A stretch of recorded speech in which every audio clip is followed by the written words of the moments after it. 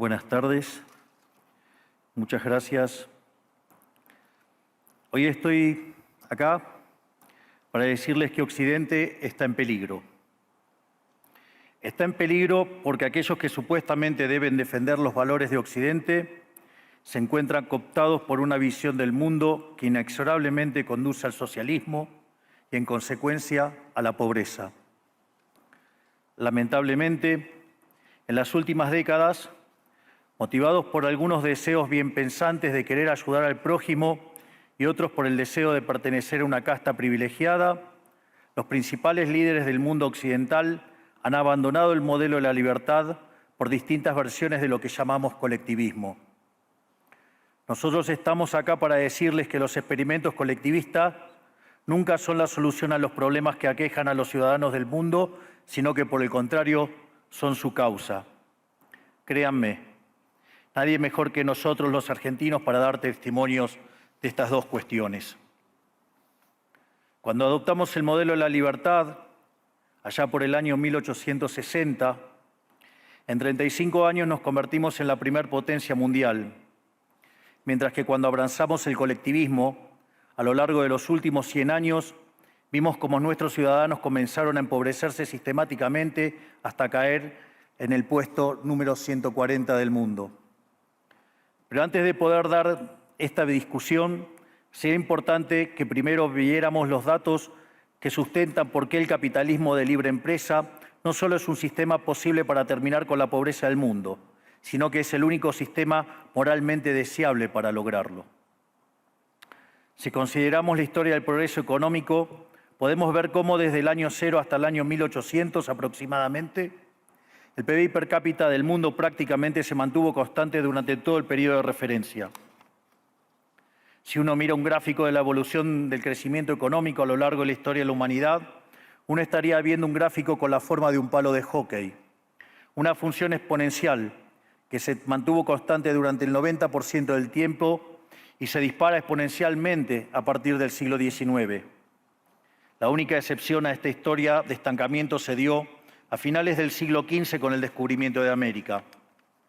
Pero salvando esta excepción, a lo largo de todo el periodo entre el año 0 y el año 1800, el PBI per cápita a nivel global se mantuvo estancado. Ahora bien, no solo que el capitalismo generó una explosión de riqueza desde el momento que se adoptó como sistema económico, sino que, si uno analiza los datos, lo que se observa es que el crecimiento se viene acelerando a lo largo de todo el periodo.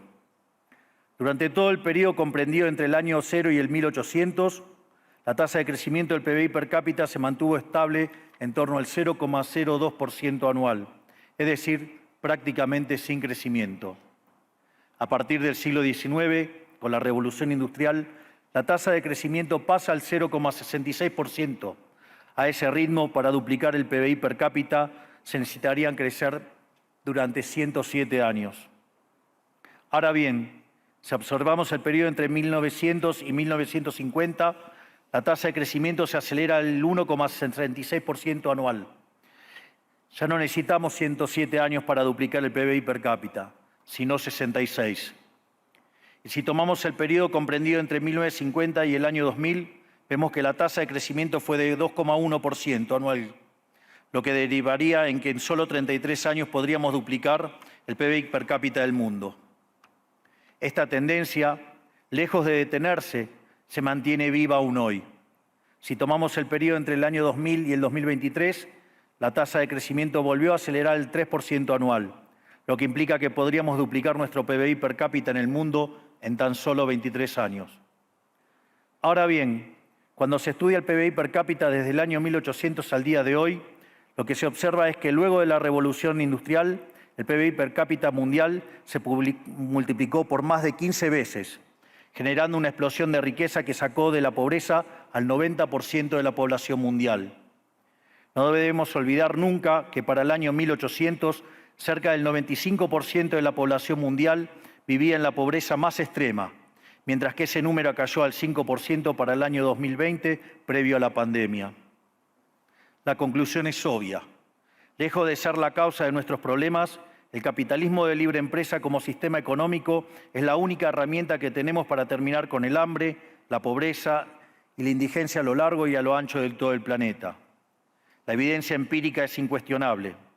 Por eso, como no cabe duda de que el capitalismo de libre mercado es superior en términos productivos, la doxa de izquierda ha atacado al capitalismo por sus cuestiones de moralidad, por ser, según ellos, dicen sus detractores, que es injusto. Dicen que el capitalismo es malo porque es individualista y que el colectivismo es bueno porque es altruista, con la ajena. Y en consecuencia bregan por la justicia social. Pero este concepto que en el primer mundo se ha puesto de moda en la última época, en mi país es una constante del discurso político desde hace más de 80 años. El problema es que la justicia social no es justa, sino que tampoco aporta al bienestar general. Muy por el contrario, es una idea intrínsecamente injusta, porque es violenta. Es injusta porque el Estado se financia a través de impuestos y los impuestos se cobran de manera coactiva. ¿O acaso alguno de nosotros puede decir que paga los impuestos de manera voluntaria? Lo cual significa que el Estado se financia a través de la coacción y que a mayor carga impositiva, mayor es la coacción, menor es la libertad. Quienes promueven la justicia social parten de la idea de que el conjunto de la economía es una torta que se puede repartir de una manera distinta. Pero esa torta no está dada, es riqueza que se va generando en lo que, por ejemplo, Israel Kirzler llama un proceso de descubrimiento de mercado. Si el bien o servicio que ofrece una empresa no es deseado, esa empresa quiebra a menos que se adecúe a lo que el mercado le está demandando. Si genera un producto de buena calidad a un buen precio atractivo, le va a ir bien y va a producir más. De modo que el mercado es un proceso de descubrimiento en el cual el capitalista encuentra sobre la marcha el rumbo correcto. Pero si el Estado castiga al capitalista por tener éxito y lo bloquea en este proceso de descubrimiento, destruye sus incentivos y las consecuencias de ello es que va a producir menos y la torta será más chica, generando perjuicio para el conjunto de la sociedad. El colectivismo, al inhibir estos procesos de descubrimiento y al dificultar la apropiación de lo descubierto, ata al emprendedor de las manos y le imposibilita producir mejores bienes y ofrecer mejores servicios a un mejor precio. ¿Cómo puede ser entonces que desde la academia, los organismos internacionales, la política y la teoría económica se demonice un sistema económico que no solo ha sacado de la pobreza más extrema al 90% de la población mundial y lo hace cada vez más rápido, sino que además es justo y moralmente superior? Gracias al capitalismo de libre empresa, hoy el mundo se encuentra en su mejor momento. No hubo nunca en toda la historia de la humanidad un momento de mayor prosperidad que el que vivimos hoy. El mundo de hoy es más libre, más rico, más pacífico y más próspero que en cualquier otro momento de nuestra historia. Esto es cierto para todos, pero en particular para aquellos países que son libres, donde respetan la libertad económica y los derechos de propiedad de los individuos. Porque aquellos países que son libres son 12 veces más ricos que los reprimidos. El decil más bajo de la distribución de los países libres vive mejor que el 90% de la población de los países reprimidos. Tiene 25 veces menos cantidad de pobres en el formato estándar y 50 veces menos en el formato extremo. Y por si eso fuera poco, los ciudadanos de los países libres viven un 25% más que los ciudadanos de los países reprimidos. Ahora bien, para entender qué venimos a defender es importante definir de a qué hablamos nosotros cuando hablamos de libertarismo. Para definirlo, retomo las palabras del máximo prócer de las ideas de la libertad de Argentina, el profesor Alberto Venegas Lynch, dijo que dice: el libertarismo es el respeto irrestricto del proyecto de vida del prójimo, basado en el principio de no agresión y en defensa del derecho a la vida, a la libertad y a la propiedad, cuyas instituciones fundamentales son la propiedad privada, los mercados libres de intervención estatal, la libre competencia, la división del trabajo y la cooperación social, donde solo se puede ser exitoso sirviendo al prójimo con bienes de mejor calidad a un mejor precio. Dicho de otro modo, el capitalista, el empresario exitoso, es un benefactor social que, lejos de apropiarse de la riqueza ajena, contribuye al bienestar general. En definitiva, un empresario exitoso es un héroe. Este es el modelo que nosotros estamos proponiendo para la Argentina del futuro. Un modelo basado en los principios fundamentales del libertarismo, la defensa de la vida, de la libertad y de la propiedad. Ahora bien, Si el capitalismo de libre empresa y la libertad económica han sido herramientas extraordinarias para terminar con la pobreza en el mundo, y nos encontramos hoy en el mejor momento de la historia de la humanidad, vale la pena preguntarse, ¿por qué digo entonces que Occidente está en peligro?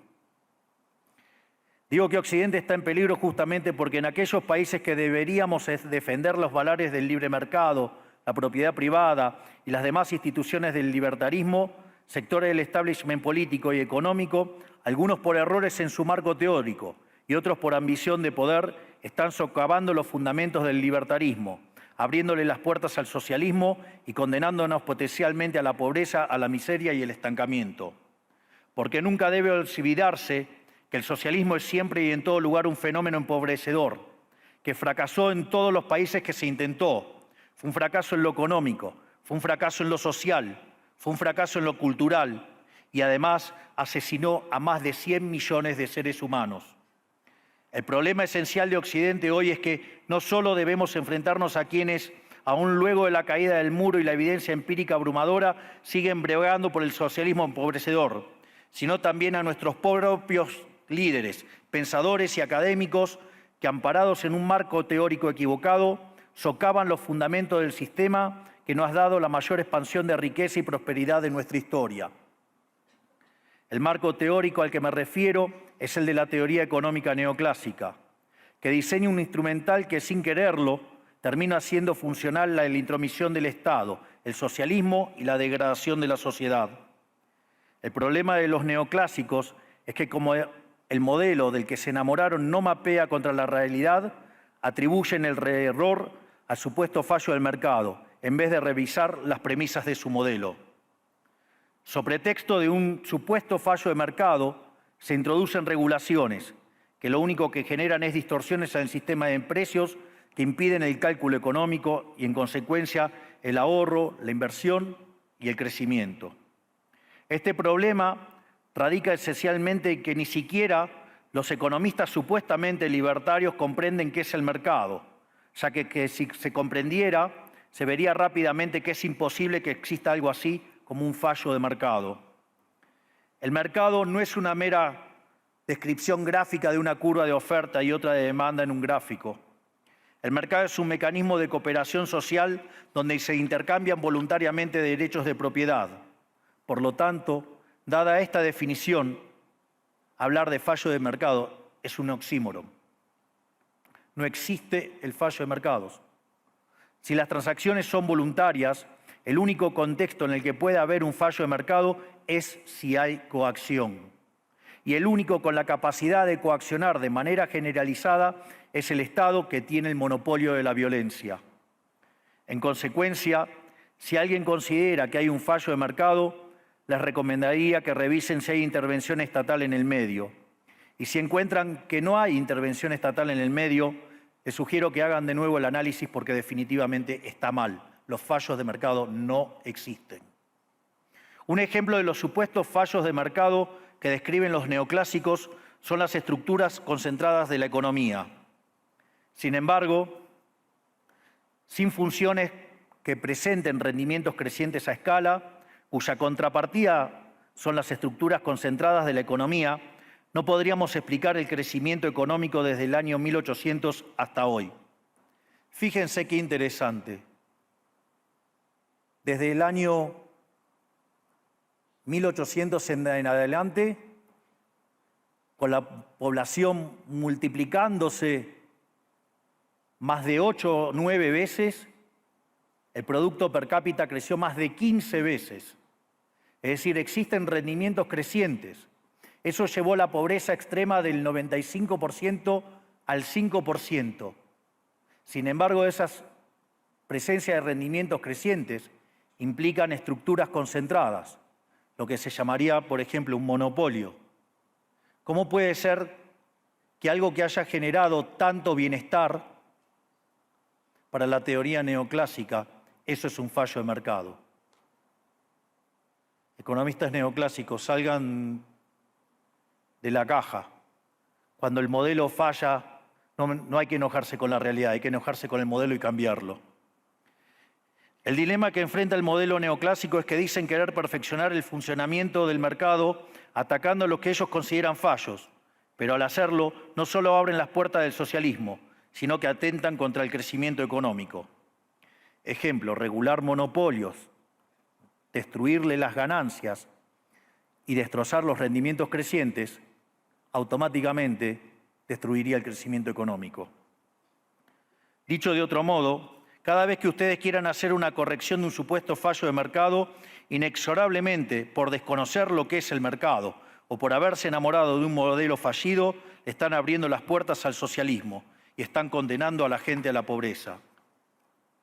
Sin embargo, frente a la demostración teórica de que la intervención del Estado es perjudicial y la evidencia empírica de que fracasó porque no podía ser de otra manera, la solución que propondrán los colectivistas no es mayor libertad, sino es que es mayor regulación, generando una espiral descendente de regulaciones hasta que todos seamos más pobres y a la vida de todos nosotros dependa de un burócrata sentado en una oficina de lujo. Dado el estrepitoso fracaso de los modelos colectivistas y los innegables avances del mundo libre, los socialistas se vieron forzados a cambiar su agenda. Dejaron atrás la lucha de clases basada en el sistema económico para reemplazarla por otros supuestos conflictos sociales igual de nocivos para la vida en comunidad y para el crecimiento económico. La primera de estas nuevas batallas fue la pelea ridícula y antinatural entre el hombre y la mujer. El libertarismo ya establece la igualdad entre los sexos. La piedra fundacional de nuestro credo dice que todos los hombres somos creados iguales, que todos tenemos los mismos derechos inalienables otorgados por el Creador, entre los que se encuentran la vida, la libertad y la propiedad. En lo único que devino esta agenda del feminismo radical es en mayor intervención del Estado para entorpecer el proceso económico, darle trabajo a burócratas que no le aportaron nada a la sociedad, sea en formato de ministerios de la mujer o organismos internacionales dedicados a promover esta agenda. Otro de los conflictos que los socialistas plantean es del hombre contra la naturaleza. Sostienen que los seres humanos dañamos el planeta y que debe ser protegido a toda costa, incluso llegando a abogar por mecanismos de control poblacional o en la agenda sangrienta del aborto. Lamentablemente, estas ideas nocivas han pregnado fuertemente en nuestra sociedad. Los neomarxistas han sabido cooptar el sentido común de Occidente. Lograron esto gracias a la apropiación de los medios de comunicación, de la cultura, de las universidades y sí, también de los organismos internacionales. Este último caso es el más grave, tal vez, porque se trata de instituciones que tienen enorme influencia en las decisiones políticas y económicas de los países que integran esos organismos multilaterales. Por suerte, somos cada vez más los que nos atrevemos a levantar la voz, porque vemos que si no combatimos frontalmente estas ideas, el único destino posible es que cada vez vamos a tener más Estado, más regulación, más socialismo, más pobreza, menos libertad y, en consecuencia, peor nivel de vida. Occidente, lamentablemente, ya comenzó a transitar este camino. Sé que a muchos les puede sonar ridículo plantear que Occidente se ha volcado al socialismo, pero solo es ridículo en la medida que uno se restringe a la definición económica tradicional del socialismo, que establece que es un sistema económico donde el Estado es el dueño de los medios de producción. Esta definición debería ser, desde mi punto de vista, actualizada a las circunstancias presentes. Hoy los Estados no necesitan controlar directamente los medios de producción para controlar cada aspecto de la vida de los individuos. Con herramientas como la emisión monetaria, el endeudamiento, los subsidios, el control de la tasa de interés, los controles de precios y las regulaciones para corregir los supuestos fallos de mercado, pueden controlar los destinos de millones de seres humanos. Así es como llegamos al punto en el que, con distintos nombres o formas, buenas partes de las ofertas políticas generalmente aceptadas en la mayoría de los países de Occidente son variantes colectivistas. Ya sea que se declamen abiertamente comunistas, fascistas, nazis, socialistas, socialdemócratas, nacionalsocialistas, demócratas cristianos, keynesianos, neokeynesianos, progresistas, populistas, nacionalistas o globalistas. En el fondo, no hay diferencias sustantivas. Todos sostienen que el Estado debe dirigir todos los aspectos de la vida de los individuos. Todas definen un modelo contrario al que llevó a la humanidad al progreso más espectacular de su historia. Nosotros venimos hoy aquí a invitar a los demás países de Occidente a que retomemos el camino de la prosperidad. La libertad económica, el gobierno limitado y el respeto irrestricto de la propiedad privada son elementos esenciales para el crecimiento económico. Este fenómeno de empobrecimiento que produce el colectivismo no es una fantasía, ni tampoco fatalismo. Es una realidad que los argentinos conocemos muy bien desde hace por lo menos 100 años. Porque ya lo vivimos, ya pasamos por esto, porque como dije antes, desde que decidimos abandonar el modelo de la libertad que nos había hecho ricos, estamos atrapados en una espiral descendente en donde cada día somos más pobres. Esto es, ya lo vivimos nosotros y estamos acá para alertarlos acerca de lo que puede pasar si los países de Occidente, que se hicieron ricos con el modelo de la libertad, continúan por este camino de servidumbre. El caso argentino es la demostración empírica de que no importa cuán rico seas, cuántos recursos naturales tengas, no importa cuán capacitada esté la población, ni cuán educada sea, ni cuántos lingotes de oro haya en las arcas del Banco Central. Si se adoptan medidas que entorpecen el libre funcionamiento de los mercados, la libre competencia, los sistemas de precios libres, si se entorpece el comercio, si se atenta contra la propiedad privada, el único destino posible es la pobreza. Por lo tanto, para finalizar, quiero darles un mensaje a todos los empresarios aquí presentes y a los que no están, pero nos están siguiendo desde todas partes del planeta. No se dejen amedrentar ni por la casta política ni por los parásitos que viven del Estado. No se entreguen a una clase política que lo único que quiere es perpetuarse en el poder y mantener sus privilegios. Ustedes son benefactores sociales, ustedes son héroes, ustedes son los creadores del periodo de prosperidad más extraordinario que jamás hayamos vivido. Que nadie les diga que su ambición es inmoral. Si ustedes ganan dinero es porque ofrecen un mejor producto a un mejor precio, contribuyendo de esa manera al bienestar general. No cedan al avance del Estado. El Estado no es la solución. El Estado es el problema mismo. Ustedes son los verdaderos protagonistas de esta historia y sepan que a partir de hoy cuentan con Argentina como un aliado incondicional. Muchísimas gracias y ¡viva la libertad, carajo!